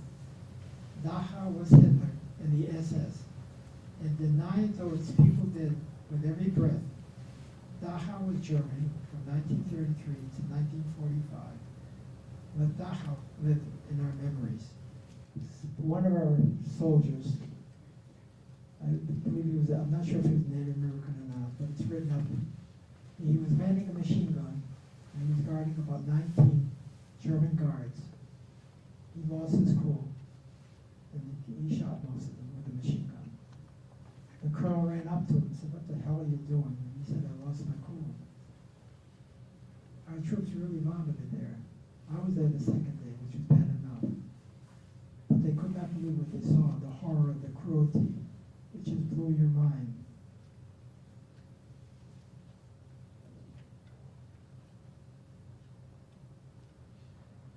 After spending a few hours at Dachau, oh, I forgot to tell you, we went on to Munich with my platoon, my group. We captured Munich, and no sooner got there than Eisenhower had ordered as many soldiers to go back to the camps to be a witness. I was one of them, along with some other medics. We got in the truck, and we had no idea where we were going. I didn't have my camera. And we started getting near the camp, and the whole air was permeated with burning flesh. It was a really acrid smell. He said, "What the hell's going on here?" When we got to the main gate, there was a big sign on the iron door that said, "Arbeit macht frei," work will set you free. The captain told us, "We're going to let you go into one area only. There's too much dysentery and typhus around." I said, "You go in this open area. Those that can walk will come up and talk to you. But do not give them any food or water." Unfortunately, when our troops got there the first day, they're very generous and they tried to give them some food or water. Many of them died right in front of them. They were so emaciated they couldn't swallow. So we went into this open field, my buddies, and we stayed there for quite a while. And eventually we saw people come very slowly, coming toward us. I could not believe what I was looking at. They were dressed in blue and white, faded pajamas. And eventually they came up to us. I couldn't tell men from women, impossible. Some, maybe they weighed 50, 60 pounds. It was horrible. They came and they hugged us. They gave us names of people they knew in the United States. It bothers me to this day what those bastards did to humanity. Innocent people. Just boggles your mind. And so, as I said, I stayed there a few hours. Now, medical help came from every area. The Army, they came from all kinds of medical supplies. It took months before they got it under control. And even during that time, they were still dying at the rate of 200 a day. Couldn't stop it. We've liberated over 30,000 people of all different nationalities. I went back to Munich, and I used to write to my wife and my parents, let them know. Didn't say what I was doing, but I'd just say everything's okay. But I wanted to write one letter. The war ended on May 8th. And I sat down and I wrote this letter to my wife. And I'd like to read it to you now. my darling, and words I cannot find to express my love for you, my beloved darling wife. And though we're miles apart, you are and have always been right here inside my lonely, aching heart as I sailed across the ocean blue and through the straits on the Liberty to Italy. And there received with so much glee your inspirational letters, which meant so much to me. And then to France, where I was given a job, far different from the one I thought I would have found. Another fellow was doing his part till a fickle finger of fate had found his heart, and now I was to carry on. I pray, my darling, that I may live to see mother and dad, and you, my darling sweet. I pray that you and I may be one, and have our own in our own home. I pray each day in my own way, sometimes in foxholes in the rain, or covered with snow, oh so cold, or in a house where I'd feel a little safer from the snow and the rain and the cold, but most of all, the hot shrapnel of bursting shells that knew no man, a father, an uncle, a brother, a cousin, an only son, one of a dozen. Catholic, Jew, Protestant, black, white, good or bad, carried a gun or a Red Cross armband. God, will this war ever end? Attack and attack the infantry, ride on into Germany, but never knowing from where or when the enemy may try to strike back again and do the things that war is hated for. There were big towns and small towns, rivers and streams, roadblocks and trees, and so many things. The people seemed friendly, at least so it seemed. What was happening to Hitler's dream? We traveled in convoys for miles at a stretch, dusty and dirty and tired and wet, searching for Jerry's, another name for Nazis, and snipers, those rats. Houses were burning and cattle lie dead. Oops, be careful, they say there's mines up ahead. How could you hate such people as these, who gave you their eggs and beer from the kegs? Every minute of the day you could hear them say, "Next Nazi, I'm not a Nazi." Oh, such nice people, I dare say. But then came the horror and cruelty beyond one's imagination could ponder upon. There was Dachau, Buchenwald, and more camps about, where civilization was simply wiped out. This was our answer to why we fought on, and how our hatred for the Germans was found. And as today I reminisce of all the boys we surely missed, I cannot help but say a prayer for those who fell. Kohia, Keller, Kane, and Sale, and a prayer for those who live. Oh, darling, I don't feel any smarter for all the things I've seen and done. I just feel oh so lonesome for you, my dearest one and only one. And I hope and pray that someday I'll be sailing back across the ocean blue to you, to live and love as time goes by, in our own home for 2 or 4 or more. And vanish the lonesomeness that's in my heart. For you, my darling sweet, till then, God bless you, every day and night. Sweet dreams, sweetheart. I love you, all my heart. Your hubby Ben. May 8, 1945, Munich, Germany, 179th Infantry Regiment, 45th Division. On July the 14th, 2009, my wife and I celebrated on our 65th wedding anniversary. On August 25th, 2009, I lost my soulmate, the love of my life. You never lose the one you love. If you love the one you lose. Well, I was back in Munich, and we were in the,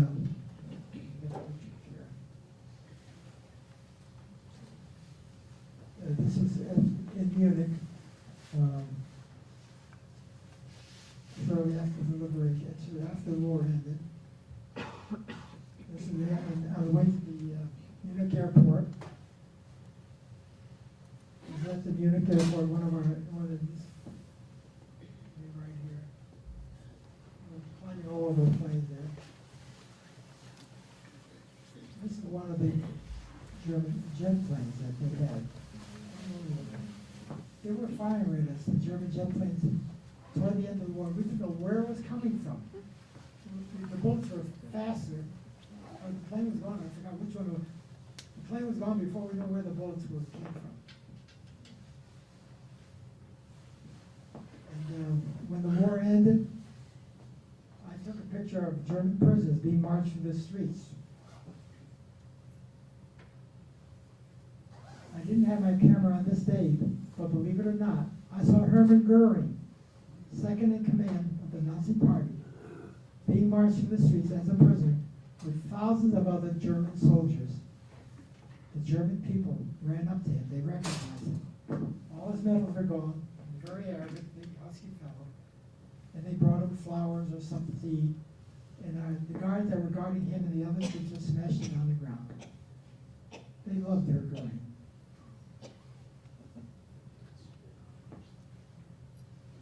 Now, when it was a big building in Munich, the building still stands there. In this building, when we went in there, I didn't know at that time, but I found out afterwards, Hitler had an apartment on the second floor. Everything was intact. You could take the silver, they had sterling silver, the letters AH. They had plates, beautiful porcelain plates with the letters AH. And I wasn't interested in it. What I wanted to bring back home was one of the banners that you see there. And I said to my buddy, I said, let's go up to the third floor and get one. So we went up there, he hung out one window and I hung up the other, and I'm going to show you the banner now.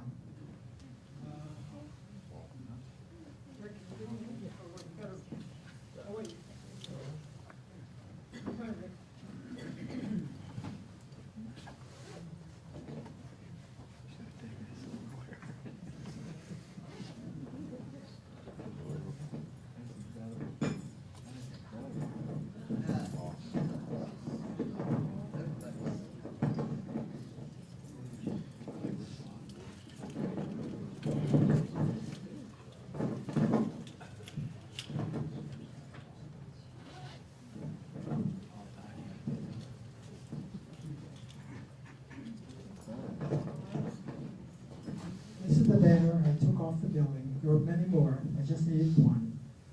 But this shows, this is what Germany stood for from 1933 to 1945. The legalized murder of men, women, and children.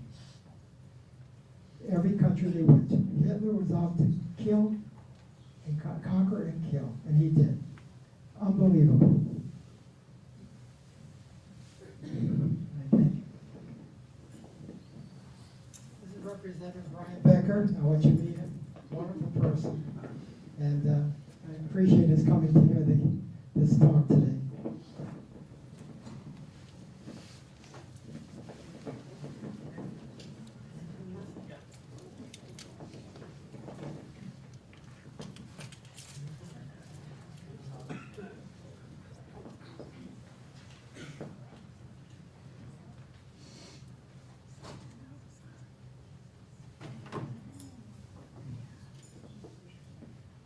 In the building, I found this item. I showed it to my captain. This is what they used in the concentration camp against innocent men, women, and children. I showed it to Henny, and she remembers the Nazi soldiers, the way they would walk around.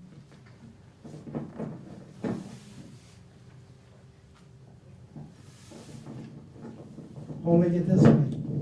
She never saw the other end.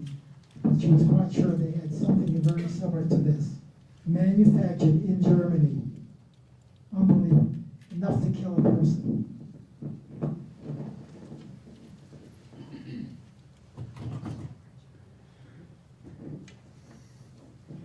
I found a cigarette book in that building. Adolf Hitler.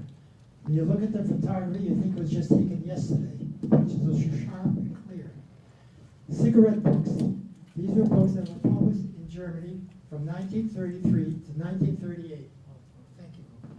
To 1938. If you bought a pack of cigarettes in Germany, there was a picture. In the back was the writing telling you what the picture was about. And you had to buy the album and paste the picture into the book. And I brought this back home. Unbelievable.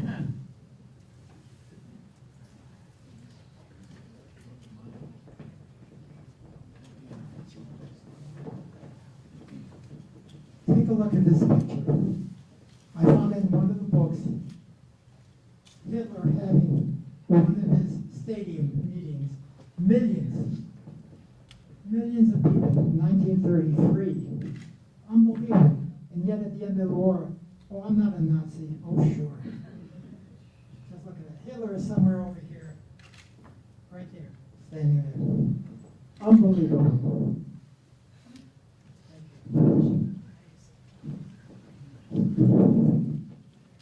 I also found a German helmet. I brought that home. It still has the name of the person that owned the helmet. That was in the building. Now, if you saw the military channel, you'd see a lot of Nazi soldiers carrying gas mask containers. We never had a gas mask during the war. Maybe in some infantry officers did, but we didn't have one. But I found the container that would hold the gas mask. And the Nazi soldier would have it on their belt, buckled to their belt.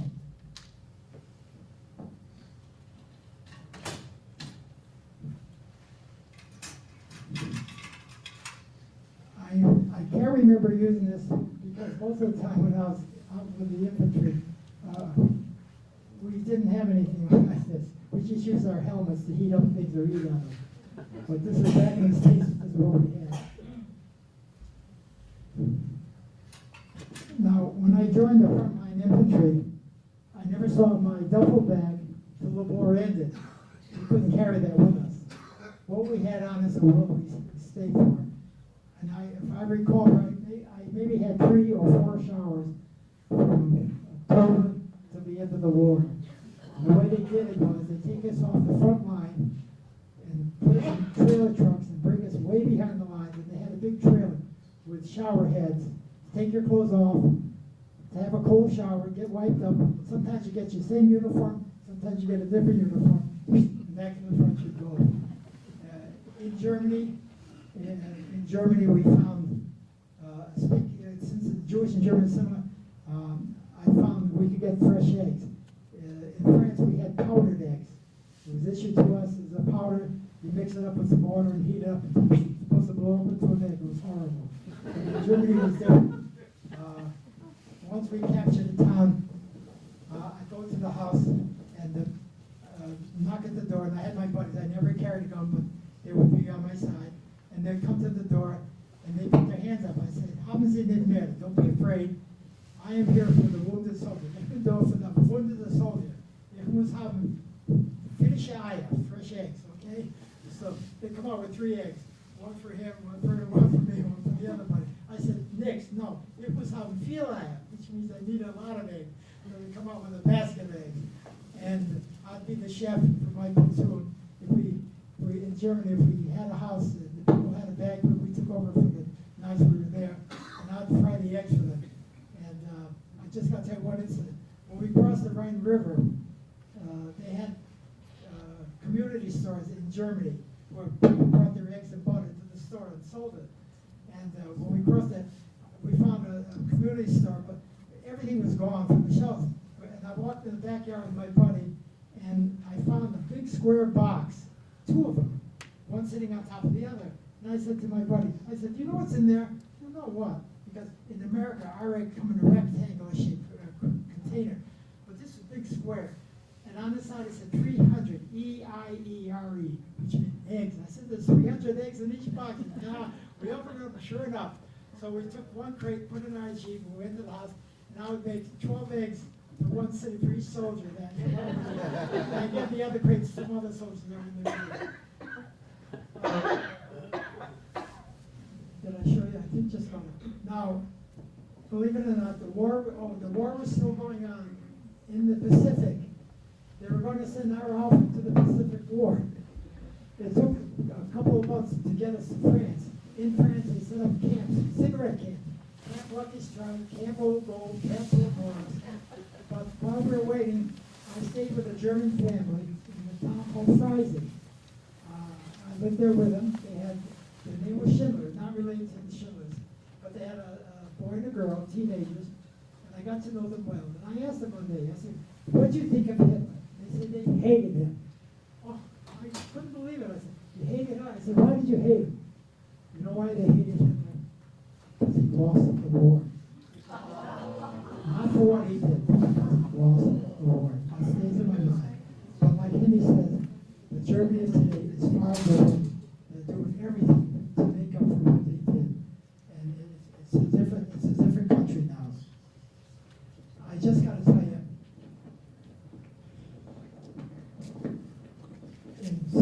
remember in 1996, I was at State Capitol in Harvard when they have a Holocaust memorial every year. And man walked up to me, he saw my emblem. He says, I remember that. I said, why, were you at Dachau? He says, yes. He was an inmate with his wife when we liberated the camp. I did not know it. I didn't know anybody. But we became good friends. That was 1996. 2006. I went to my cardiologist for a checkup. He says, I'm putting you in the hospital. You have a blockage. I had a double blockage. The surgeon that operated on me and saved my life was their son. Just to show you what Hitler was doing, and here there could have been scientists, there could have been people to save the world, but no, he had to kill. It's just some information I'd like to tell you. Freedom is not free. You have to fight to protect it. And in my opinion, there is no other country in the world like the United States, regardless of all its faults. And please remember that regardless of your religion, culture, ethnic background, we all belong to the same race. Unfortunately, it's forgotten. Penny and I have a motto that I've been living by. She lives by a lot of wonderful principles for life. And the motto is very simple. As you go through life, try to remember that no act of kindness, no matter how small, is ever wasted. It'll make you feel good, make someone else feel even better, and you will definitely help eliminate